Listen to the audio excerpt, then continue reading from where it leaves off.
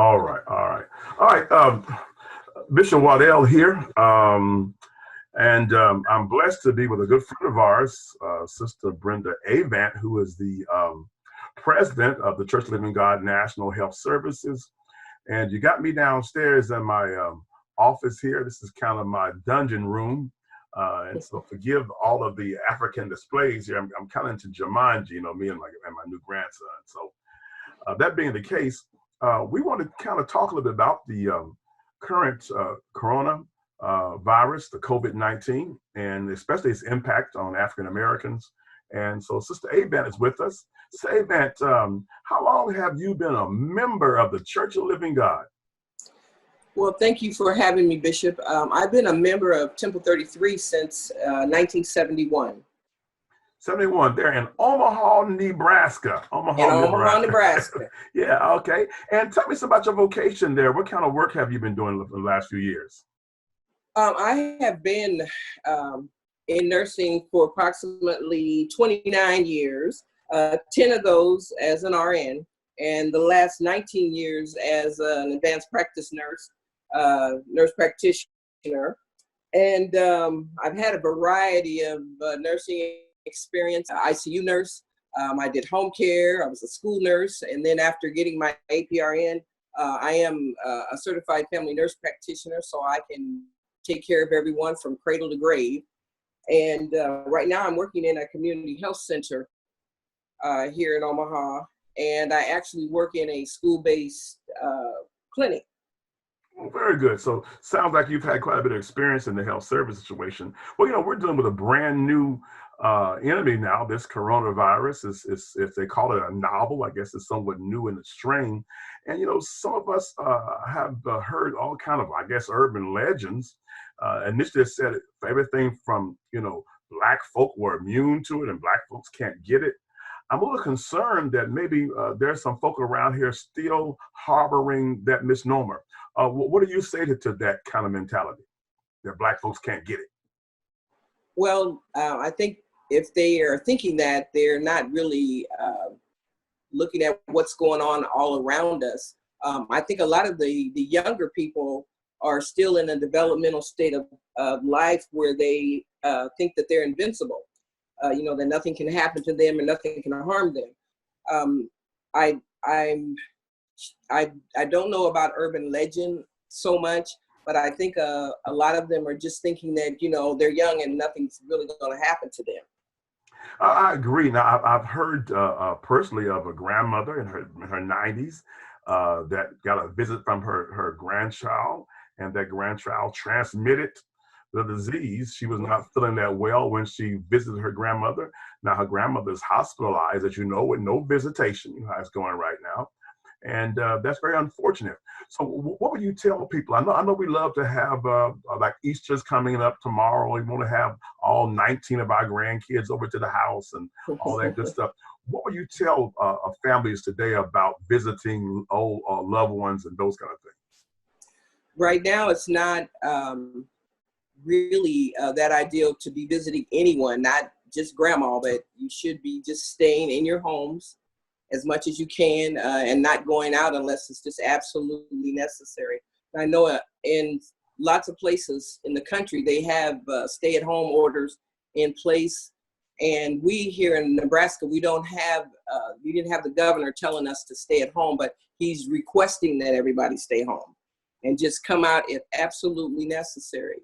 We're finding that because of not practicing, the social distancing.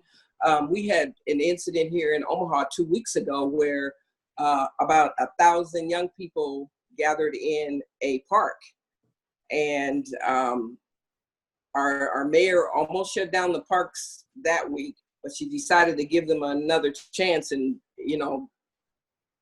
so that if they stayed home, then she'd leave the parks open, and people could get their exercise or take the kids to the swing or whatever, and that's not a good idea either, to take the kids out to the swings. But and then we had another incident just 4 days ago where they gathered again, not quite so many, but probably close to 200 people. And they were, of course, gang members were involved and stuff. They were shooting. So now all of our parks in Omaha are closed. You cannot access any parks for if you wanted to, take a walk or take the kids for a walk in the park. You just can't. So we take social distancing very, very seriously.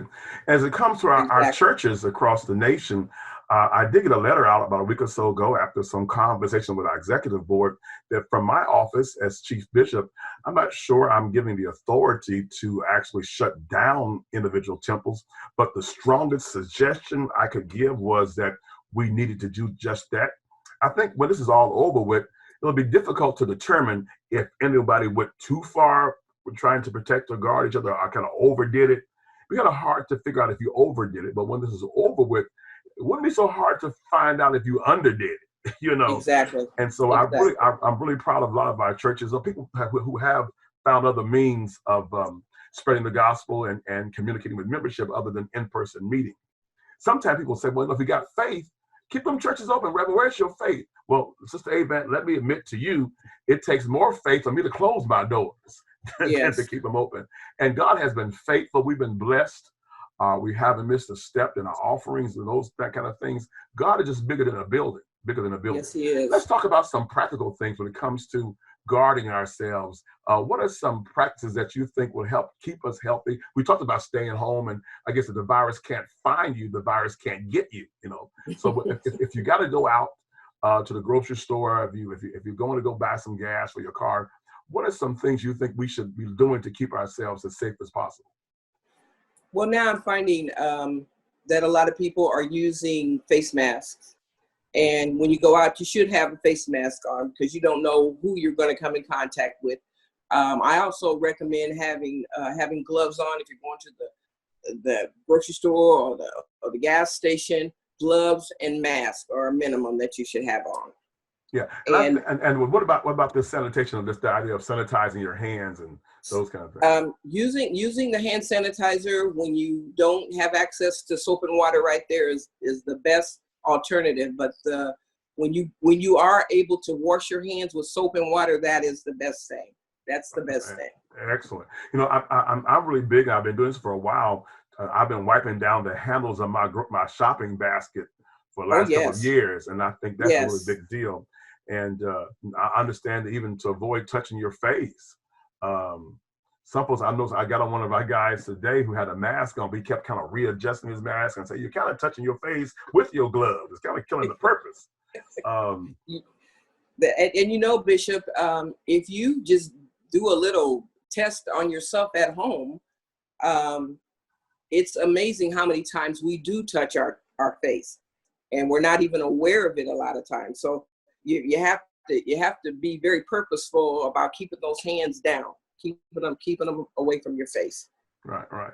Now, if I'm in my house, now so I'm at home, I'm in the house, are there any things I should be doing around the house? Should I be wiping knobs? I mean, what should I be doing within my home?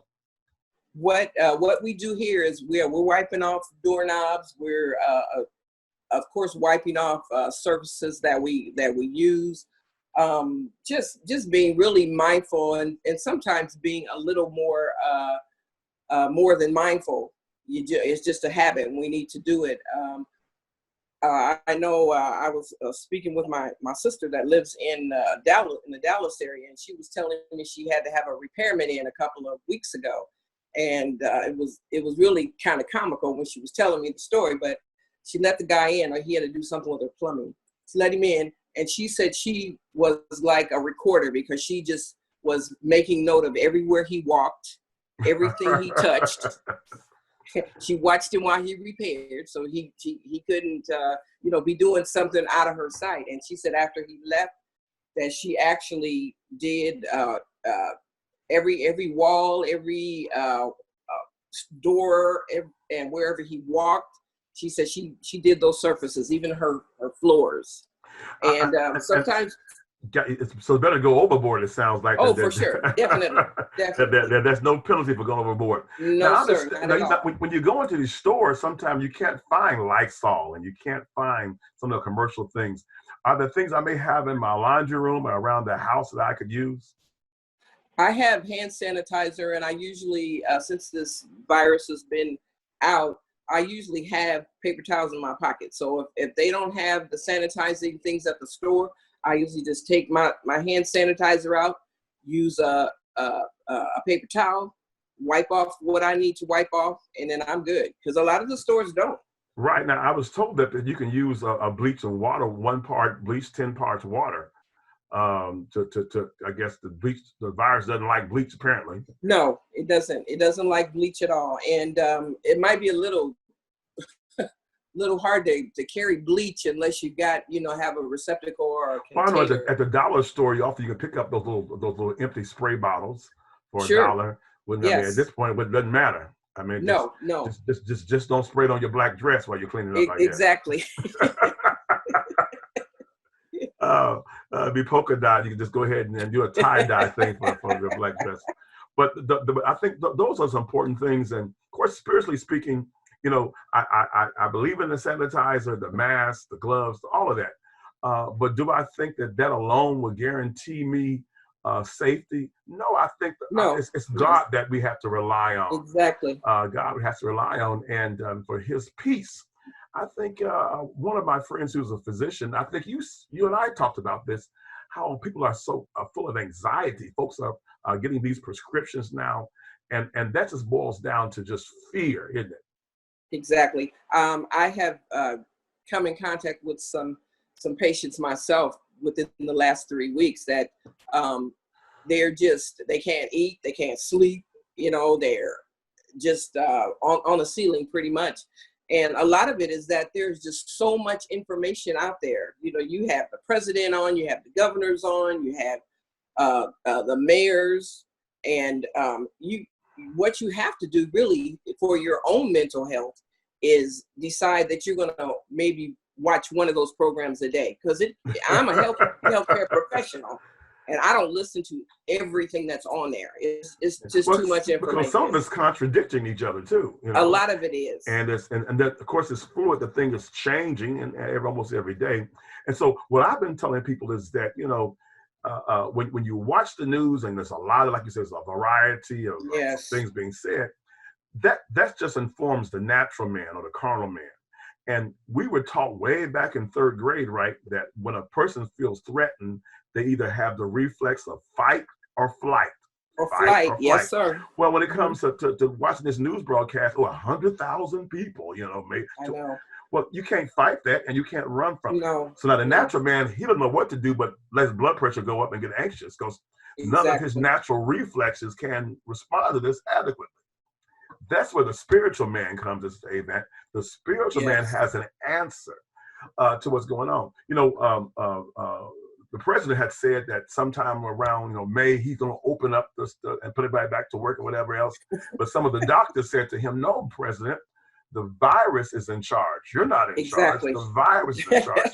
Well, in a sense, I agree, but I'll go a step farther. But then who's in charge of the virus? The Lord is. The Lord is, yes. The Lord is. And so what you're really saying is God is in control.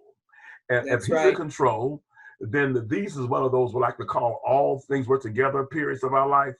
We have to believe that right now, if never before, all things are working together for the good. The good, yes. We have to believe that. And for the Christian, we know if this earthly tabernacle be dissolved, there's another building. And am I ready to jump in front of a truck or run in front of a train? No. But I do understand that death is nothing new.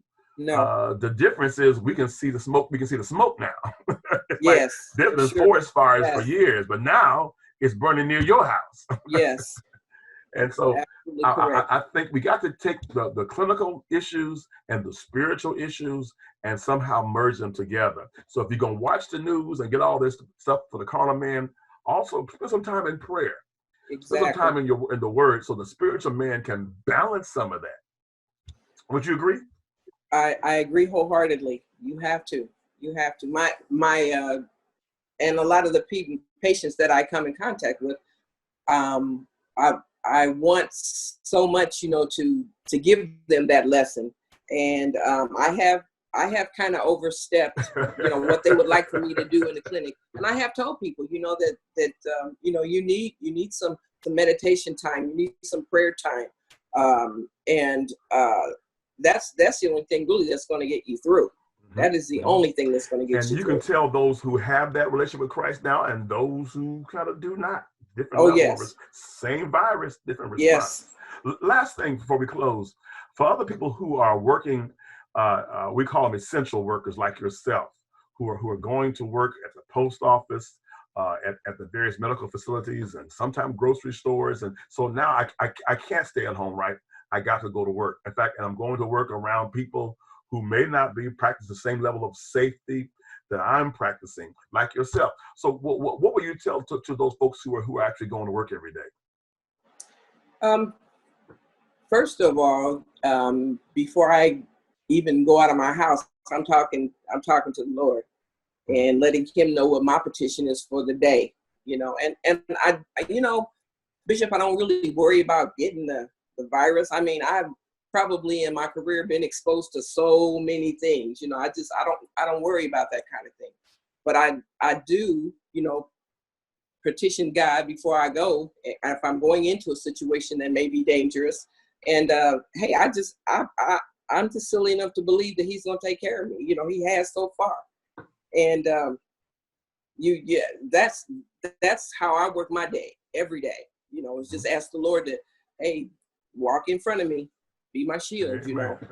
And it sounds like your prayer. You said you got faith, but you also got some works, because you said you are practicing social distancing. You are aware of when you need to have some protective materials on, masks and gloves, have you? So I think it's you do all you can do physically, and then you trust God for the peace for the rest that you need. The rest of it. Yes, Very sir. good. All right. Well, again, I'm so grateful that we're able to finally get this Zoom broadcast to work. And now, Sister Avant, we have scheduled a virtual town hall meeting with every district. And on Tuesday, Tuesday at 7 Central Standard Time, we'll do District 1. And then I think at 9 Central Standard Time, we'll do District 2. And so there's a schedule already being sent out. And I want to thank you, because by allowing us to do Zoom today, you helped us work the bugs out of it. So we'll be able to do a spectacular job when the other districts are involved and on board with us. So again, I want to thank you. This has been Sister Brenda Avant, Omaha, Nebraska, Temple 33. She is a nurse practitioner working in the medical field from over 25 years or more, I believe, in the medical field, and we're just so grateful. Give my love to Bishop Tyler and to Elder Bird, those individuals who are holding it down there in Omaha. Yes, sir, they are. Forward to seeing you again real soon. God bless you. Now, all right, talk with you soon. God bless you.